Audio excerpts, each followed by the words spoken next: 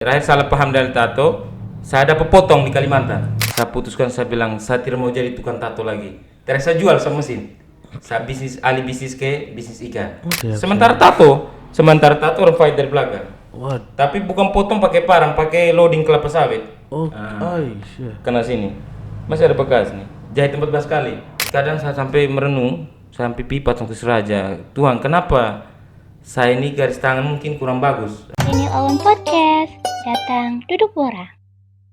Welcome to the Lawan Podcast, datang duduk bora. Terima kasih untuk teman-teman yang sudah like, komen, subscribe kami channel YouTube. Kami ucapkan terima kasih banyak. Tuhan Yesus memberkati. Dan untuk teman-teman yang mungkin baru bergabung di channel YouTube ini, saya ucapkan selamat datang, welcome to home, selamat datang di Daily Lawan Podcast. Dan kali ini kita sudah kedatangan kawan kecil yang sekarang sudah hits di Kota Kupang. Dan dia baru kembali ke Mamere. Luar biasa, ada Dosa Tato. Hehehe. Apa kabar, brother? Kabar baik, saudara. Baik ya. Dosa Tato ini sebenarnya kami satu kampung, dia orang Nita, kami sama satu sekolah di sana. Cuman digaulnya di Kupang. Tapi dulu dia tidak tato, dulu dia sopa, dulu dia tuh frater, tapi sekarang dia sudah luar biasa. Kenapa namanya Dosa Tato nih? Ceritanya begini, saudara. Namanya Dosa Tato karena kita punya tingkah laku. Yang kasih nama saya Dosa Tato nih ada teman satu saudara saya, orang Alor. Oke. Dulu masih zaman sekolah, saya sering palak-pala, sering pajak. Ugal-ugalan. Sering ugal-ugalan.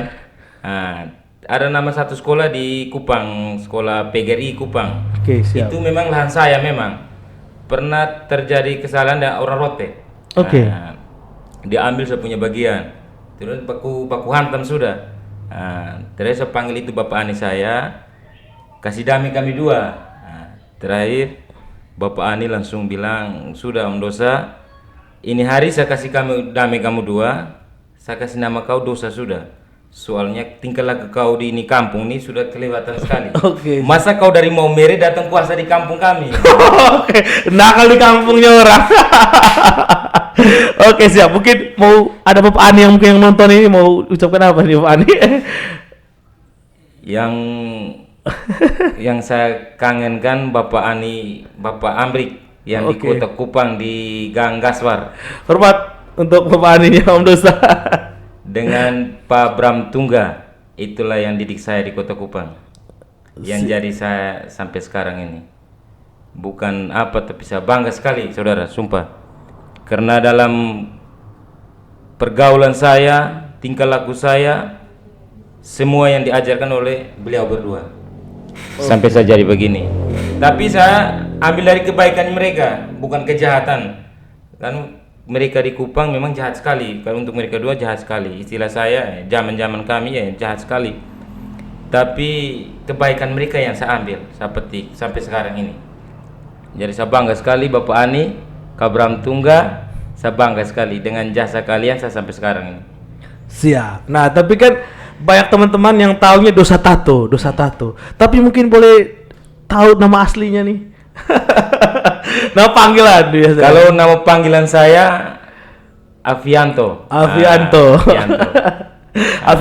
Jauh Avianto dengan Dosa ya. Jauh. Tapi apapun itu namanya, artinya bahwa sekarang dikenal dengan Dosa Tato. Siap. Kalau untuk kopi saat dulu kan tidak seperti saat ini, maksudnya berpikir untuk tato dan sebagainya. Pas di Kota Kupang, akhirnya pulang-pulang sudah jadi tukang tato nih bro. Itu awalnya bagaimana? Awalnya apakah dari sini sudah nekat, saya mau jadi tukang tato nih? Ataukah apa yang membuat akhirnya berpikir, saya harus jadi tukang tato? Pertamanya begini, ini yang Bram Tungga tadi itu saya punya kakak yang terbaik sudah. Saya tinggal di kosnya dia pertama. Oke. Saya tinggal di kosnya dia.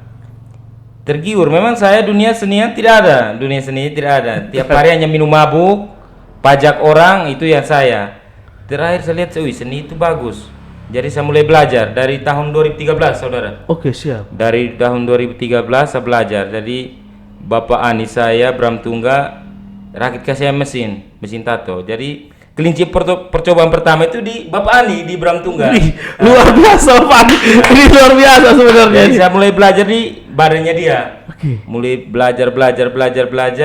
Terakhir dia bilang menuju ke mesin yang bagus, mesin koil. Dia suruh saya kumpul uang, hasil tato saya kumpul uang satu hari kalau dapat tato satu orang kumpul 50. Nah, jadi kumpul 50 itu saya beli mesin. Jadi mesin saya kumpul tuh saya beli mesin dengan harga 3 juta lebih. Sesudah saya beli mesin harga 3 juta lebih, saya telepon Atek. Oke, siap. Karena kita baru, Atek senior. Nah, karena kita baru, jadi saya cari pengalaman yang lebih lagi. Kalau saya pulang mau Amerika kan, siapa tahu saya bisa cari pengalaman di Atek. Saya satu orangnya, saudara saya satu orangnya selalu tanya, kalau ini yang masih salah, saya harus tanya kepada senior, itu saya. Ya, dan tidak pernah meremehkan teman, itu saya. Jadi semenjak itu saya belajar mesin koil sampai hasilnya bagus. Bram langsung bilang, coba kau terjun ke dunia lain lagi, kau keluar dari kota Kupang. Jadi saya ke Lembata. Ke Lembata, tato di pub sampai di Maumere. Tato pertama kali di Maumere, saya tato di Sasari pub. Oke. Semenjak itu saya tato Sasari pub, saya harus ke Kalimantan lagi. Cari di sini kalau keuangan sudah menipis, saya merantau lagi. Nah, siap. karena kita cari uang, cari pengalaman, itu menurut saya. Sesudah sampai Kalimantan, gara-gara saya tato orang Dayak, orang Bugis, terakhir salah paham dari tato, saya dapat potong di Kalimantan. Sempat dapat potong karena masalah tato. Oke. Saya pulang berobat Maumere sampai sembuh. Saya putuskan saya tidak mau berangkat lagi. 2019 saya putuskan, saya bilang saya tidak mau jadi tukang tato lagi. Terus saya jual sama mesin. Saya alih bisnis ke bisnis ikan. Oke, siap. Saya main ikan 3 tahun, tidak pernah maju-maju, saudara. Jadi semenjak itu saya mungkin garis tangan saya kurang bagus atau apa, saya kerja yang lain lagi. Judi. Oke, pindah ke judi lagi. Siap. Tetap sama, itu yang lebih fatal lagi kalau judi ya, tidak pernah maju-maju lagi. Saya ini kadang saya sampai merenung, sampai pipat sampai seraja. Tuhan, kenapa saya ini garis tangan mungkin kurang bagus? Merenung kepada Tuhan. Terakhir saya pergi di orang tua, mama saya. Terakhir saya bilang, mama saya ikut kamu kerja kebun saja. Tapi usaha saya tidak pernah berhasil semua. Dia bilang, mama saya ikut kerja kebun, biar tanam jagung kok apa, yang penting kita bisa cari uang yang halal. Terakhir tidak bisa juga, kerja kebunnya tidak bisa juga. Sudah terakhir jalan bagaimana ke depannya. Sampai sekarang ini saya belum punya kerja, tapi ya penghasilan sedikit-sedikit ada. Ya kita tabrak saja, tinggal apa yang ada kita tabrak saja, yang penting menghasilkan uang. Itu saya. Oke, siap. Nah, kalau untuk Om Dosa ini banyak sekali pengalaman dengan Om Dosa. Saya tertarik dengan apa yang Om Dosa sampaikan tadi, bahwa pernah dipotong gara-gara tato. Iya. Itu di Kalimantan. Di Kalimantan. Nunukan. Wih, ini mungkin saya tidak ingin tanya tentang sedalam-dalamnya. Cuman, wih, luar biasa pengalamannya. Artinya bahwa kita terdengar bahwa banyak sekali yang baik-baiknya. Tetapi ada yang buruk yang sampai dipotong itu pengalaman, saya pikir tidak semua tukang tato alami itu. Itu karena sentimen dan teman atau apa kurang tahu, itu mereka itu pas saya masuk Kalimantan itu pas kasus Bugis dan Dayak. Kasus Bugis dan Dayak. Karena saya di sana saya bergaul dengan orang Dayak. Siap. Mungkin orang Bugis rasa bagaimana ya, demi ke fight saya. Siap. Sementara tato orang fight dari belakang. What? Tapi bukan potong pakai parang, pakai loading kelapa sawit. Siap. Kena sini. Masih ada bekas nih. Jahit 14 kali.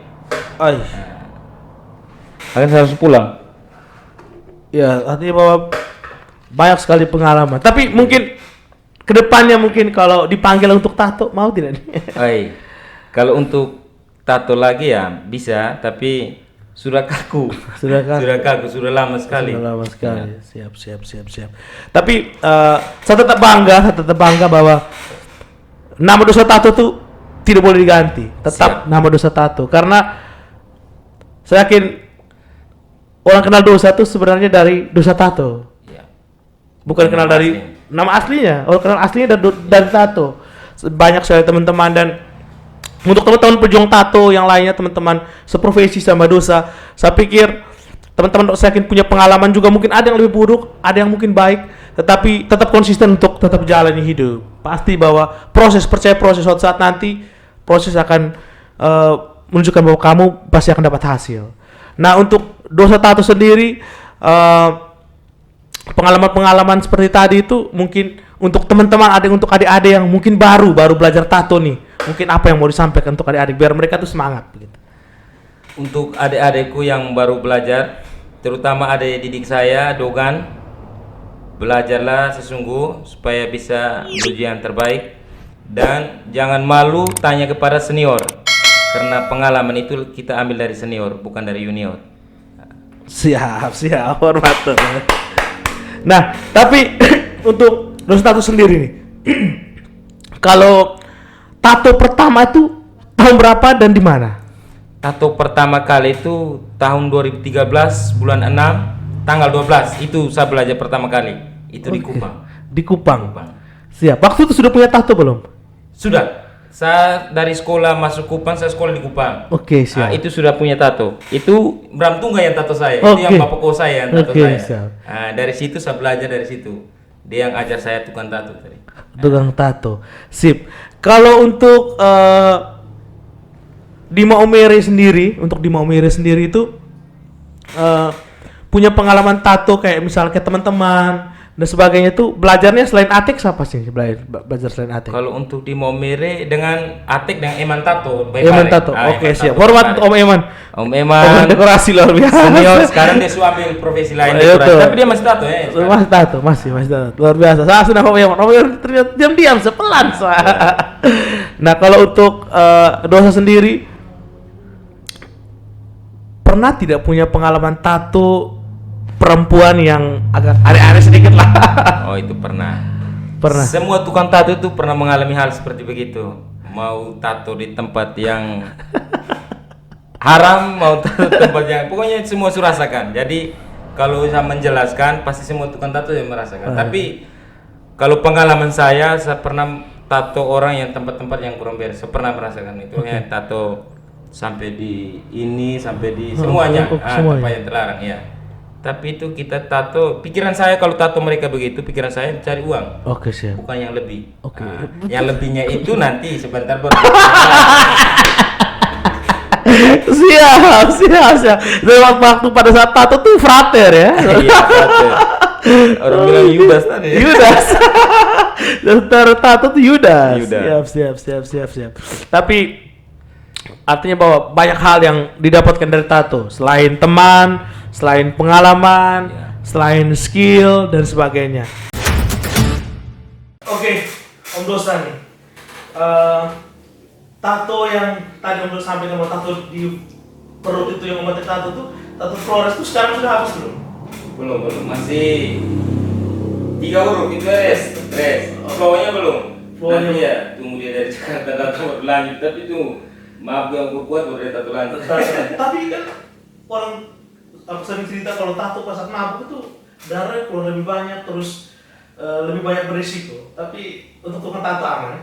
Kalau menurut saya sama saja, mau minum atau tidak minum ya, tidaknya ketebalan tubuh saja. Ya, kemudian saya rasakan, tapi yang lain kurang tahu lagi. Iya, tapi mungkin next time ke depannya mungkin bisa ganti Dosa Flores ya. Karena tidak tato lagi. Oke, ini mungkin di terakhir tadi podcast, mungkin Om Dosa mau sampaikan salam-salam untuk saudara-saudara Kupang, saudara-saudara di Lembata, Alor, saudara-saudara di Kalimantan, mungkin teman-teman Dayaknya, terus pokoknya mau disampaikan salam apa nih untuk teman-teman semua? Oke, terutama untuk saudara di Kupang, beta mau ucapkan selamat malam buat semuanya, terutama Kak Bram Tungga, Om Ale Tungga, ini Bos Dutalia, Om Jinsa, semua tukang tato di Kota Kupang. Selamat berkarya, maju terus. Semoga sukses selalu, Tuhan Yesus memberkati. Terutama lagi Kak Robin Dima, kurang mabuk, Harus belajar ke gereja lagi biar kurangi alkohol ya. Saya juga mulai kurangi karobin. Pak Gomez, Pak Go Sambolo, Pak Gomez dari Alor. Oke, siap. Hormat, nyadu. Tetap terbaik Pak Go, kandungku. Tetap terbaik. Oke, itu ya. Oke, terima kasih Om Dosa sudah mau mampir di Lirol Podcast dan mudah-mudahan kedepannya kita ngobrol-ngobrol lagi. Sukses terus, Tuhan memberkati saudara dan saudara semua yang nonton channel Lirol Podcast. Oke, amin. Ini Owen Podcast, datang duduk borak.